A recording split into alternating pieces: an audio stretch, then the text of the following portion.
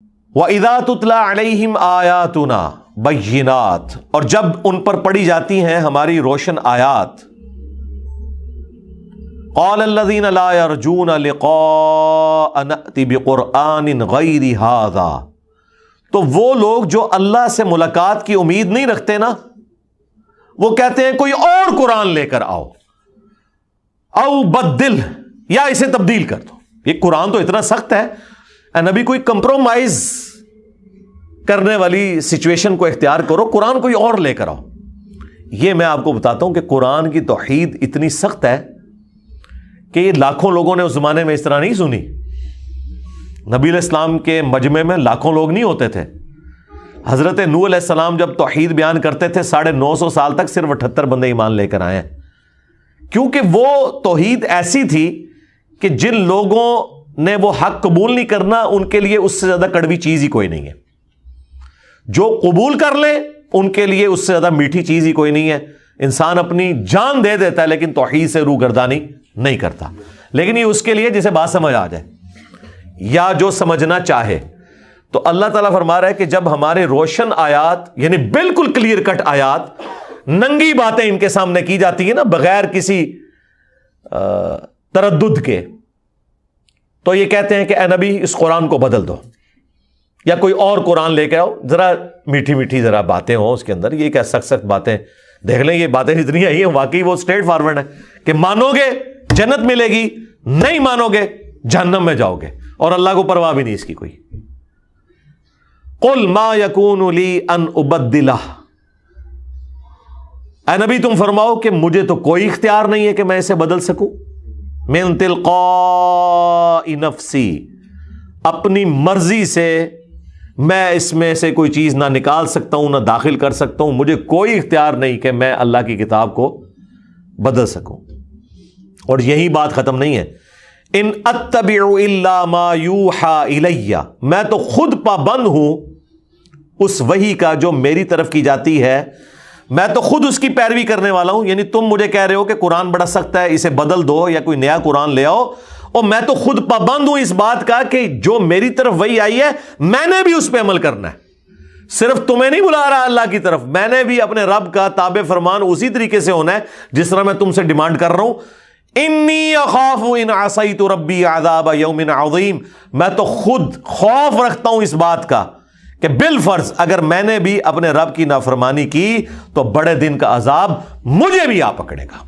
لیکن یہ وہ آیت ہے جو سخت ترین آیت قرآن کی، یہ سورہ یونس میں آئی ہے، سورۃ الانعام میں آئی ہے، سورہ الزمر میں آئی ہے۔ قرآن میں 3 جگہ یہ آیت آئی ہے، باقی 2 جگہوں پہ تو ساتھ قل کا بھی لفظ ہے، قل انی اخاف ان عصیت ربی عذاب یوم عظیم، اے نبی تم فرما دو کہ اگر میں بھی اپنے رب کی نافرمانی کروں تو مجھے خوف ہے کہ بڑے دن کا عذاب مجھے بھی آ پکڑے گا۔ یہ تو ہم احتراماً ساتھ بریکٹ میں لگا دیتے ہیں بالفرض، یہ قرآن میں کہیں نہیں ہے، یہاں ان سب نے بریکٹیں لگائی ہوئی ہوتی ہیں۔ تو ان سے ذرا پوچھیں یہ بریکٹیں جو لگاتے ہو تو قرآن کی تعریف کر رہے ہو؟ وہ کہتے ہیں نہیں، سمجھانے کے لیے بریکٹ لگانی پڑتی ہے کہ یہ نبی کے ذریعے سے امت کی اصلاح کی جا رہی ہے۔ اس کا مطلب ہے بریکٹ میں اگر کوئی تفسیر کے طور پر بات کی جائے تو وہ قرآن کی تحریف نہیں ہوتی۔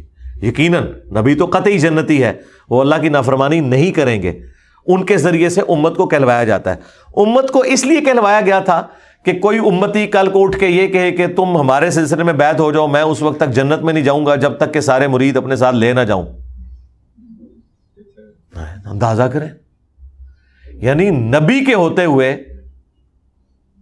نبی کی مبارک زبان سے جب یہ کہلوایا جا رہا ہے کہ اے نبی تم فرماؤ کہ مجھے خود خوف ہے کہ اگر میں نے اپنے رب کی نافرمانی کی تو بڑے دن کا عذاب مجھے آ پکڑے گا، تو یہ کہتے ہیں یہ اس لیے تھا تاکہ امت کو ڈر سنایا جائے۔ اور امت اتنی دلیر ہے کہ امت کا ایک بابا کھڑا ہو کے کہتا ہے کہ جی میں اس وقت تک جنت میں داخل ہی نہیں ہوں گا جب تک کہ اپنے سارے مریدوں کو لے نہ جاؤں۔ کتنے لے نہ جائیں؟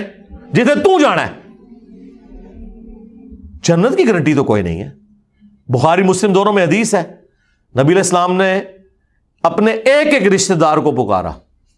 جب سورہ الشعراء کی وہ آیت نازل ہوئی نا کہ نبی اپنے قریبی رشتہ داروں کو ڈر سنائیے، تو نبی علیہ السلام نے اعلانیہ کہا، اے نبی کے چچا عباس، میرے مال سے جو لینا ہے لے لے، اگر اللہ کے حضور تو پکڑا گیا میں تیرے کچھ کام نہیں آؤں گا۔ اے نبی کی پھوپھی صفیہ، میرے مال سے جو لینا ہے لے لے، مال تو میں تجھے دے کے انٹرٹین کر سکتا ہوں، لیکن اللہ کے حضور اگر تو پکڑی گئی میں تیرے کچھ کام نہیں آؤں گا۔ اے نبی کی بیٹی فاطمہ جو جنتی عورتوں کی سردار بھی ہے، بخاری مسلم میں ہے، میرے مال سے جو لینا ہے لے لے، اگر اللہ کے حضور تو پکڑی گئی تو میں تیرے کچھ کام نہیں آؤں گا۔ یہ ساری باتیں کیا اس لیے کی جا رہی تھی کہ اس کے بعد ان آیات اور احادیث کی تشریح آگے سے کی جائے؟ اے نہیں جی یہ تے سانو سمجھانے واسطے سی، اللہ دے نبی تے کدے گناہ نہیں کر سکتے۔ بالکل یہی ہے تے سمجھے ہو تسی، تواڈے وڈے سمجھ گئے، نبی کے بعد تو سارے برابر ہیں نا، چاہے حضور کے زمانے کا کوئی انسان ہے وہ بھی فالوور ہے، چاہے قیامت والے دن تک جو آخری انسان ہے وہ بھی فالوور ہے۔ مرتبے میں فرق ضرور ہو سکتا ہے لیکن فالو تو سب نے کرنا ہے، دھمکی تو سب کے لیے ہے۔ مجھے بتائیں اگر فاطمہ کے لیے دھمکی ہے، باقی تو کوئی صحابی شاہی کوئی نہیں نا، فاطمہ جیسا ہے ہی کوئی نہیں، باقی صحابہ شاہی کوئی نہیں۔ سب سے قریبی حضور کی بخاری مسلم میں حدیث ہے، فاطمہ میرے جگر کا ٹکڑا، جس نے اسے تکلیف دی اس نے مجھے تکلیف دی۔ بخاری مسلم کی حدیث کے جنتی عورتوں کی سردار فاطمہ، اگر حضور ان کے بارے میں یہ کہہ رہے ہیں کہ فاطمہ میرے مال سے جو لے لینا ہے لے لے، اگر اللہ کے حضور پکڑی گئی میں کچھ کام نہیں آؤں گا، اور بخاری مسلم میں حدیث کہ میری بیٹی فاطمہ بھی چوری کرے میں اس کے بھی ہاتھ کٹوا دوں گا، تو سرکار باقی تو کوئی شے نہیں ہے۔ یہ سیدہ فاطمہ کے ذریعے پوری امت کو اناؤنسمنٹ کی جا رہی ہے، اور یہ بابوں کو لے کے بیٹھے ہوئے ہیں۔ بھائی ہم تو نبی علیہ السلام کے زمانے میں بھی کسی شخص کے بارے میں یہ ماننے کے لیے تیار نہیں ہے کہ وہ دھونس اور زبردستی اپنی مغفرت کروا سکتا ہے یا کسی کو ساتھ لے کے جا سکتا ہے جنت میں۔